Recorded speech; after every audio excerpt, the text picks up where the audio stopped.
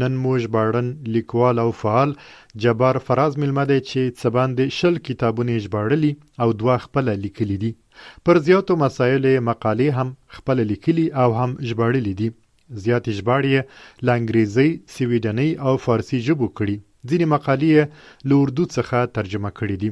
جبار فراز وخت نا وخت د ژباړې پر وخت د امانتدارۍ د ساتلو، د کلماتو د انتخاب، ژبنیو جوړښتونو او نورو موضوعاتو په باب په ټولنیزو شبکو کې بحثونه کوي چې بیلابیل کسان ورباندې خپل نظریات شریکوي او یا هم خپل سپارښتنې کوي. جبار فراز د ازادي ملما پروګرام ته مو ښه راغلاست وایو. پیل به له دې وکړو چې ژباړه ستاسو په نظر ولې مهمه ده؟ سلامونه. دا خو یو ډېر غټ سوال دی. ژباړه دومره مهمه ده په دغه کې، په ژبه کې لکه لیکل، لکه خپله تخلیق، لکه تحقیق د یوې ژبې او د نورو ژبو ترمنځ یو پل دی. او دا یوازې الفاظ نه دي، بلکې دا افکار دي، تاریخ دی، کلتور دی او نور ډېر مسایل دي چې پر دا پل باندې د دوو ژبو ترمنځ تېره ورځ تېرېږي. نو که چېرې ژباړه نه وي، ته فکر وکړه که مثلا ژباړه موږ د ژبو څخه وباسو، یوه ژبه به د بلې ژبې د پرمختګ څه خبرېږي. پښتو به مثلا په دې څه خبرېږي چې په اردو کې څه روان دي، په فارسي کې څه روان دي، په انګریزي کې څه روان دي، په دنیا کې څه روان دي. انګریزي یعنې دنیا، نو په دنیا کې بیخي له دنیا سره دغه لاره قطع کېږي، دا پل د منځه ځي. ژباړه ډېره مهمه ده. د اهمیت تر ټولو عمده دلیل یې دا دی چې دا یو پل دی.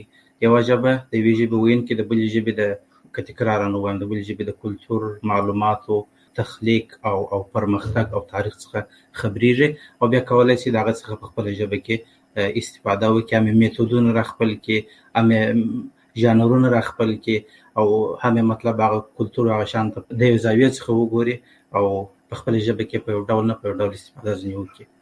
د بیلابیلو کلتورونو او د بیلابیلو ټولنو د وګړو ترمنځ ځینې نزاکتونه وي.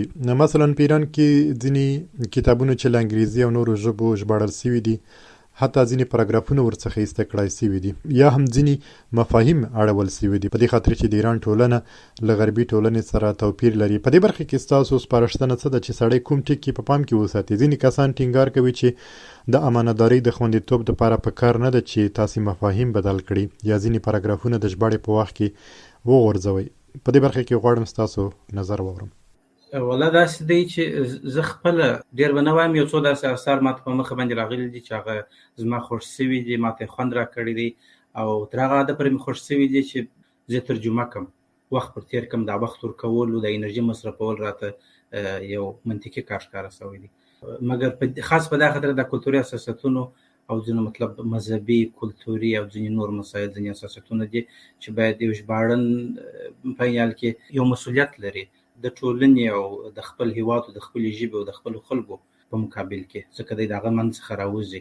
په دا خاطر باندې ما پښته رااړولې ده چې په هغه کې ځینې داسې مسایل وه چې که هغه ما ایسته کړي وای یا مې ایسته کړي وای، بیخي موضوع ته تاوان رسېدی، موضوع څخه بل شی جوړېدی. زه مجبور وم چې هغه بیا مداخله پکښې کې وکړم او هغه مداخله تر دې حده پورې پکښې کېدله چې هغه د امانت ته تاوان رساوه، او یا داسې پرده پر واچومه چې په هغه کې د لیکوال او یا د دغه ژانر سټایل ته تاوان رسېدی، دا روح ته تاوان رسېدی. امانت یوازې دا نه دی چې ته موضوع مفهوم را انتقال کړه، هغه الفاظ را انتقال کړه، بلکې امانت دا هم دی چې د لیکوال سټایل ته تاوان ونه رسېږي، دا د لیکنې سټایل ته. هر لیکوال ځان ته یو سټایل او تګلاره لري، لوی لیکوال. نو اوس مثلا نجیب محفوظ که راواخلې، مطلب د یو بل کیسه لیکوال او د یو بل مشهور ناول لیکوال لکه مثلا د ترکیې ورحان پاموک د سره پرتله کې، یو غټ فرق دا دی چې د دې دوه سټایلونه بیل دي.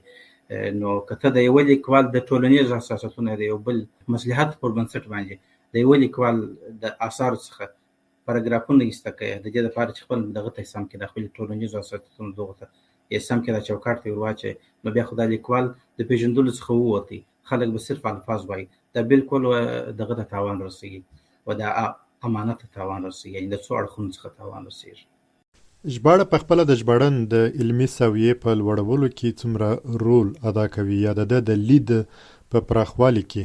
ژباړه داسې یو پروسه ده چې انسان چې ته ور ولوېږې، ته د ژباړه د پاراګرافونو دا شان تر ډېره پورې د ژباړن زما خپله تجربه چې ده، زه یې پلا کتاب وایم اکثره وخت او بیا مطلب چې خوښېږي مې بیا را ترجمه کوم. نو دغه اول ځل ویل ما ته زما د معلوماتو په اضافه کې تر هغه ترجمې تر پروسې ډېره فایده لري.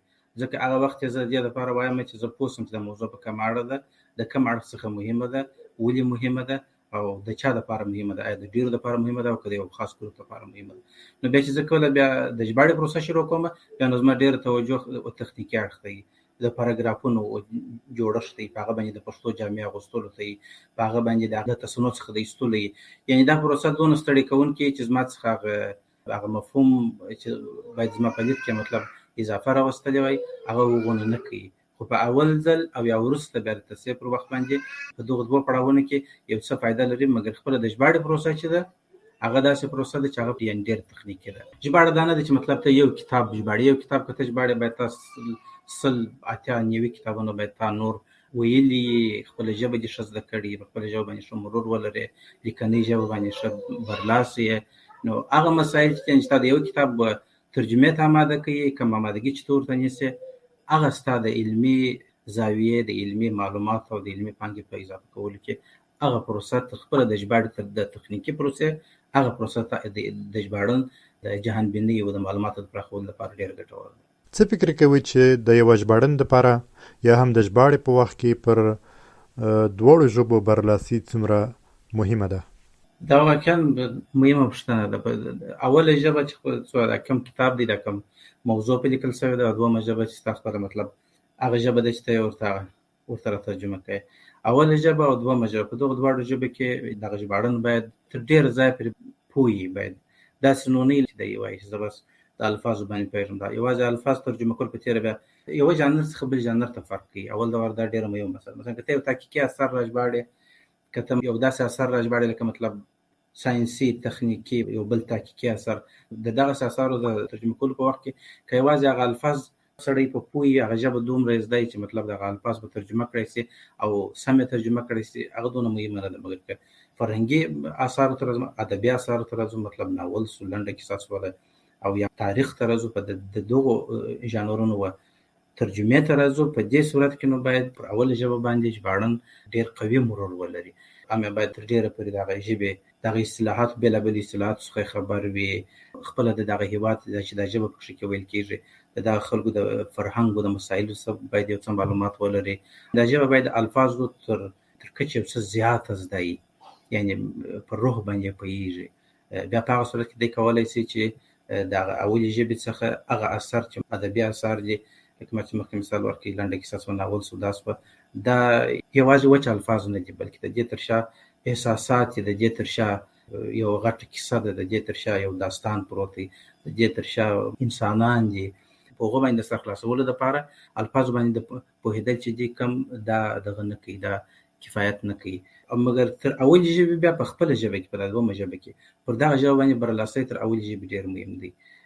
ځکه ژباړه داسې یو دغه د یو پروسه ده چې په هغه کې ډېر اسانه انسان د اولې ژبې تر تاثیر لاندې، تر اغېز لاندې راتلی شي. ناخودآګاه دونه تر تاثیر لاندې راتلی شي، ډېر اسانه هر څوک، هغه که مسلکي، که اماتور ژباړن، که ډېر ژباړې کوي، که لږ ژباړې کوي، یو پړاو یو وخت داسې راځي د ژباړې په اوږدو کې چې دی د اولې ژبې تر تاثیر لاندې دونه ډېر راځي چې د څخه د خپل د ژبې هغه طبیعي جوړښت هېرېږي او ناخودآګاه د جملې او پاراګرافونو دغه ژبه دغه اولې ژبې تر اغېز لاندې کېږي او هغه رقم سکشتون، هغه رقم جملې د انسان څخه لیکل کېږي.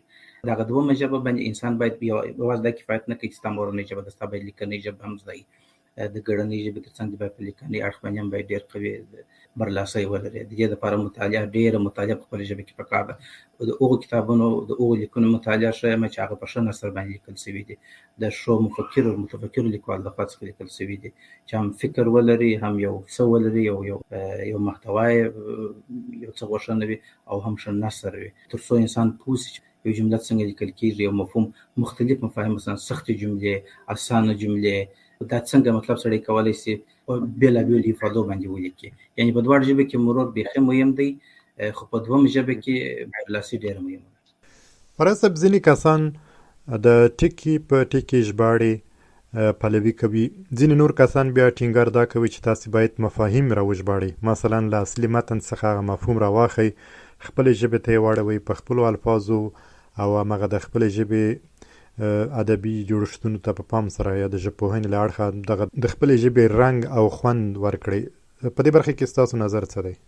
زه بیا دغه اثر پر دوه برخو باندې ویشم، یو تحقیقي اثر دي، تخنیکي اثر دي، او یو ادبي او مطلب دا اثر دي. په ادبي اثارو کې چې ناول، لنډه کیسه او مطلب تاریخ او دا مسایل چې دي هغه یو خاص سټایل باندې لیکل کېږي، په هغه کې یوازې الفاظ یوه پښه ده د دغه اثر او روح د ننه کم دغه چې دی سټایل چې دی هغه بله پښه ده. که دغه ادبي اړخ باندې فوکس وکړو، د متن دغه معناداري چې ده دا دوه شیان دي زما په نظر، یو سټایل یا سبک دی چې هغه ته باید هغه لیکوال توجه وکړي، او بل د متن اصل مفهوم ساتل دي او په هغه کې هېڅ راز پټه لاسوهنه نه کول دي. پټه لاسوهنه په دې معنا چې په متن کې په یو نه یو دلیل څه اضافه یا هغه تحریف کړای شي. مثلا په داسې ډول باندې چې خلک فکر وکړي، لوستونکي فکر وکړي دا د لیکوال کار دی، نه د ژباړن. په بله ژبه مثلا زیاتونه یا لاسوهنه باید ښکاره وي، مثلا لوستونکی وپوهېږي چې دلته څه زیات شوي یا اړول شوي دي. مطلب که څه په ادبي اثارو کې ژباړن حق نه لري چې دا کار وکړي، زما خپله نه خوښېږي. ادبي اثار ته د یوې کټګورۍ ته که راسو، دلته یوازې د مفهوم انتقال امانتداري نه ده، بلکې د لیکوال سټایل چې بار بار ما پر دې باندې ټینګار وکړي بیخي ډېر تکرار نه شي، ستړی کوونکی نه شي، چې هلته باید د لیکوال و سبک ته باید توجه وشي. نجیب محفوظ او اورهان پاموک دا دوه بېلابېل لیکوال دي، دوه بېلابېل سټایلونه لري. که ته دواړه په خپل سټایل ته راواچې، یو پاراګراف دی ولولې راواخې په خپل سټایل باندې، په خپل هغه مفهوم یې ولیکې، که د بل دم ولیکې، دا به ستا تخلیق سي، دا به ستا سټایل او سبک سي، نه د نجیب محفوظ او نه د اورهان پاموک. دا به یو سي، دا به دوه جلا نه سي. یوازې دا نه ده چې مطلب تحت لفظي څخه سړی ځان وساتي، مفهوم را انتقال کړي، نور امانت خلاص شو. داسې نه ده، خو تحت لفظي باید نه سي. یعنې په عین حال کې باید پښتو جامې هم په دغه پښتو کالم په دغه اثر باندې اغوستل شوي، یعنې مکمل پښتون یې، داسې نه چې لنګوټه او کمیس یې د پښتو یا نور پرتګو نیکټایي او دا شیان مطلب د انګریزي او د نورې چې د هغه څخه بیا کارټون جوړېږي. هم مکمل باید پښتو یې او هم باید سبک دې شان ته توجه پکې شوي. په دا خاطر باندې ادبي اثارو ترجمه چې دغه داسې ډېر اسانه کار نه دی، ډېر ریاضت او ډېرې مطالعې او ډېر تمرین ته ضرورت لري. ځینې تجربه کار کسان چې ژباړه کوي، ځینې وایي چې مثلا د خپلې کورنۍ یو غړی ځان ته مجسم کوم، مثلا خپله مور. کله چې ژباړه کوم نو داسې روانې ژباړم لکه زه چې غواړم خپلې مور ته دغه د کتاب مطالب انتقال کړم، په دې خاطر چې ژباړه ډېره روانه او ساده راسي، عام فهمه راسي. ستاسو نظر څه دی چې باید کوم ټکي په پام کې وساتل سي؟ دا نو دار چې خپل سټایل دی، یو څوک یو ډول باندې مطلب ځان راحت احساسي، څوک بل ډول باندې. زه په دې نظر باندې یم چې ترجمه یا لیکنه یا هر څه چې دي، د اول ځل چې سړی په کاغذ باندې لیکي دا یو خاکه ده، دا په هیڅ وجه باندې یو پروډکټ نه دی. پروډکټ بیا وروسته د پروسې در ختم وروسته چې یو څه وکړم پکې کې واخیستل سي، یو اونۍ، دوې اونۍ، درې اونۍ، انسان وخت ولري میاشت چې بیخي هغه مسایل د چا هیر سي، بیا وروسته راولاړ سي، دا متن ولولي څو ځله تکرار کې ویلولي د جملې سره کښته راپورته کې تر هغه حده پورې چې سټایل او مفهوم ته تاوان ونه رسېږي، تر څو دغه رواني هغه کوم شان چې جملو رواني د پاراګرافونو رواني او ته تاوان رسولی، سکتګي پکې کې راوستلی، د هغه ځینې ایسته کې سیقه لیکي تر څو چې دی روان سي، دا متن روان سي، هر پاراګراف روان سي، یو پاراګراف ته لوړ پاراګراف ته لاندې پاراګراف سره یو هغه کومه لازمي او منطقي او دغه چې د یو ربط چې دی هغه باید ولري، لکه انسان چې په خپله ژبه باندې یو لیکنه کوي هغه رقم باید د پاراګرافونو سره ومښلېږي او روان سي.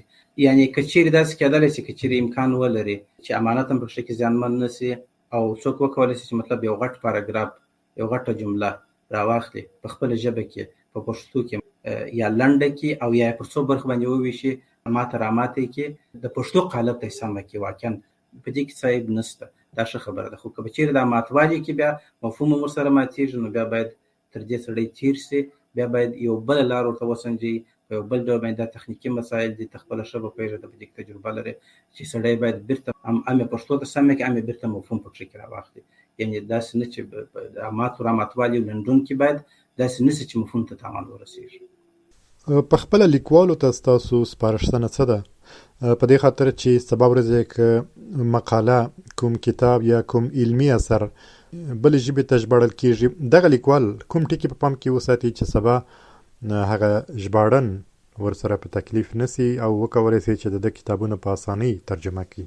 هغه ډیره اسانه ده د لیکوال لپاره، خو جملې لنډې کړي او تکرار کم کړي، د معادلو کلماتو د استعمال څخه ډډه وکړي. مطلب یو مفهوم چې په یوه توري باندې رسېږي، ضرور نه دی چې په بغل کې یو بل هغه د هغه معادل هم ورسره ولیکي. که جملې لنډې کړي، نقطه ګذارۍ ته توجه وکړي، کامه پر ځای استعمال کړي، ټکي پر ځای استعمال کړي، شارحه پر ځای باندې استعمال کړي، نو هغه د مترجم لپاره بیا کار ډېر اسانه کوي.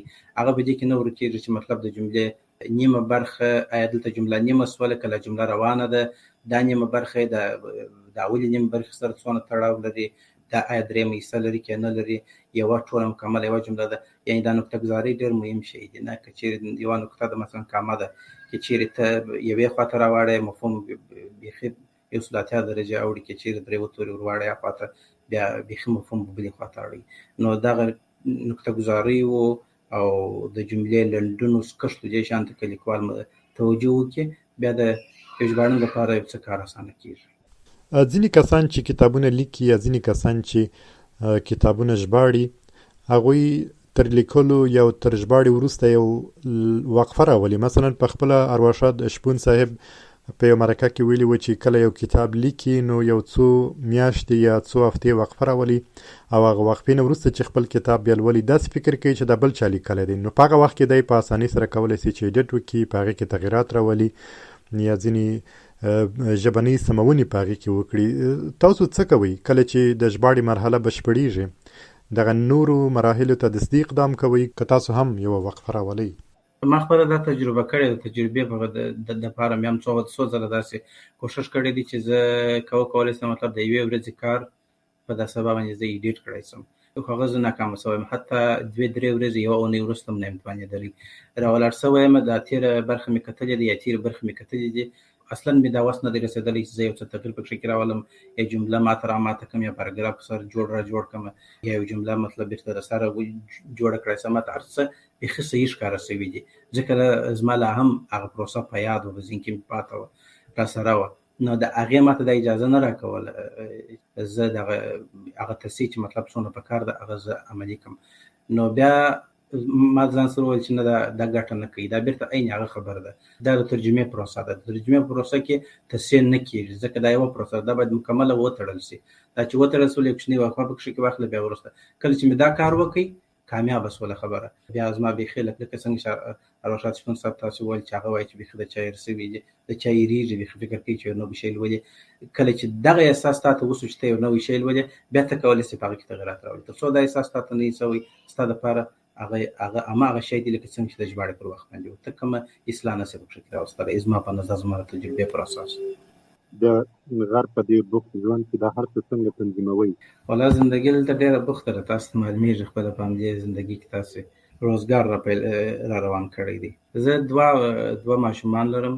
واقعا دا سخته ده چې مطلب سړی دلته په دې بوخت ژوند کې سړی باید هم کورنۍ کې دلته بل څوک نشته چې تا سره د کورنۍ د ماشومانو په روزلو، د هغو په ارامولو، د هغو تربیه کولو کې ستا سره کومک وکړي، لکه څنګه چې تاسو په ګډه ټولنه کې په افغانستان کې مطلب هلته دی چې مور ورور داسې څوک ستا سره یو بل کومکي کس وي. دلته باید هر څه ته خپله رسېدګي وکړي. تاسو ته معلومېږي دا اړخ چې د ژوند یو بیخي د ورځې یو ډېر غټه برخه نیسي، او بیا مطلب کار، او بیا مطلب نور مصروفیتونه، سوداوي او دا مسایل. مګر پر دا هر څه سربېره دغه مطالعه او ترجمه دې ته زه د یو تفریح سترګې باندې ګورم، دې ته زه داسې یو بوختیا په سترګه ګورم لکه چې مطلب د دغه ټولو بوختیا د نورو مسایلو څخه، د سټرس څخه زه لکه څوک چې یو ځای ځي، یو ځای په یو کافه کې کښېني، یو ارامه موسیقي اوري، د سمندر په غاړه باندې کښېني، یو ځای مجلس کوي، زه په دغه سترګې باندې ورته ګورم، ځکه دا زما هابي ده، زما د خوښې هابي ده، بوختیا ده. دې ته زه پناه راوړم، یو ګړی ارامېږم. تر پخوا یې اوس یو څه فرق کړی دی، ځکه مخکې زما مطلب یو ماشوم او یا هېڅ ماشوم چې مې نه درلودی، هغه وخت چې و هغه وخت یو څه زیات وخت چا ورکولی سوی، اوس هغه ونه وخت سړی نشي ورکولی. نو که انسان یو څه چې د چا خوښېږي ډېر، د دغسې یو تفریح په سترګو ورته وګوري، نو بیا کولی شي هم وخت ورته بیل کړی شي هر څومره بوخت وخت کې، په بوخته ورځ کې، او هم یو څه ذهني آرام په ترلاسه کړی شي. ما دغه تګلاره مخته اچولی ده او تر ډېره پکښې کامیابه. تاسو په افغانستان کې د یوې داسې اتحادیې اړتیا څومره ګورئ چې یوازې ژباړې ته کار کوي، یا یوازې ژباړل شوي کتابونه خپروي، ایډیټ کوي، او همدغه مسؤلیت وي چې د ژباړنانو کارونه هم اسانه سي او د کتابونو د چاپ مرحله هم تر پخوا چټکه سي؟ دا پروسه زه نه پوهېږم چې مطلب ستاسو اشاره وه کومې خواته لکه دا چیرې د یو دولت په کچه باندې په دولتي کچه باندې دا به ښه وي، خو نه تر هغه بریده پورې چې د خبره سانسور ته ورسېږي. ژباړن هم خپل ځان ته یو سټایل لري، هر ژباړن ځان ته خپل یو سټایل لري، نه دا چې هغه زیانمن کړي، که تر هغه بریده پورې نه وي چې تر هغه سرې کرښې پښه ور وانه وړي. او هغه خلک چې هلته کار کوي په هغه بورډ کې په هغه ځای کې په فلټر کې هغه مسلکي خلک وي او هغه پوه خلک وي، تکړه خلک یې، بیا نو دا واقعا لکه څنګه چې تا وویل دا ډېره ګټه کوي. تر ډېره پورې په دغه غربي ټولنه کې دلته چې د اثار چاپېږي تر ډېره پورې دغه رقم خلک د خپرندوی ټولنې لري. هغوی که یو ژباړن خپل ترجمه ورسپاري او یو لیکوال خپل اثر حتی لیکي، دا پړاو پر پړاو باندې حتی چپټر پر چپټر باندې دغه خپرندوی ټولنې د خوا څخه د هغو دغه بورډ د مسلکي بورډ د ایډیټ بورډ د خوا څخه دا شی کتل کېږي، لیکوال یا ژباړن ته مشورې ورکول کېږي. مطلب تر هغه بریده پورې لاسوهنې نه پکښې کوي چې د ژباړن هغه سټایل او سبک او هغه مسایل ته تغیر ورکړي، د هغه یعنې په هغه کې بیخي زیاته مداخله نه کوي. کوم مشورې او شیان چې ورکوي، کوم مرسته چې کوي، هغه ډېره یعنې هم د ژباړن هم د لیکوال پیټې ورسره دغه فیسبوکوي او هم دغه مزل چې دی وایي تر هغه منزله پورې په دې کې ډېر کومک ورسره کوي. دا ډېر ګټور کار دی. متاسفانه دلته ته پوهېږې چې دا څو نفر چې کار کوي دا داوطلب دي، څوک پیسې نه ورکوي، حتی هم به یې لیکي خپله، هم به یې ترجمه کوي خپله، هم به په خپله تمویل کوونکي پسې ګرځي سره پیسې درکړي. نو اوس چې دا هر څه د یوه شخص د خوا ترسره کېږي چې هم به کتاب په خپله انتخابوي، هم به یې په خپله ژباړي، هم به په خپله خپرندوی ورته پیدا کوي، بیا هم به په خپله یو مالی کس ورته پیدا کوي چې مالی چارو مسؤلیت پر غاړه واخلي. دا خو ډېر لوی کار دی. نو ستاسو نظر څه دی که چیرې یو بورډ داسې ایجاد سي چې د ایډیټ او د چاپ مسؤلیت هغوی ته راجع کېږي؟ اوس که په کتاب کې کومه غلطي راځي، کوم څوک انتقاد ور باندې لري، خو ټوله د انتقاد ګوته یوازې همغه ژباړن ته نیول کېږي. که داسې یو بورډ وي، فکر نه کوئ چې د ژباړن مسؤلیتونه به هم کم سي؟ او که کومه غلطي بیا هغه کولی سي ووایي چې مثلا دغه بورډ ما کتاب کتلی، په کار ده چې هغوی دغه اصلاحات راوستلي وای. دی په مکمل ډول به حق ته ولاړ دی، دې کې شک نشته، او په دې کې هم شک نشته چې غلطۍ به هم پکښې کې زیاتې، ځکه د یوه نفر کار نیمګړی نسبت 2-3 نفرو 4 نفرو ته، هر څومره چې فلټرونه او دغه ایډیټران زیات وي، به 3 نفر یې د هغو نه د غلطیو امکان کمیږي، هغو نه یو اثر یو شی ښه راځي، ښه کمال ته ډېر نږدې کېږي.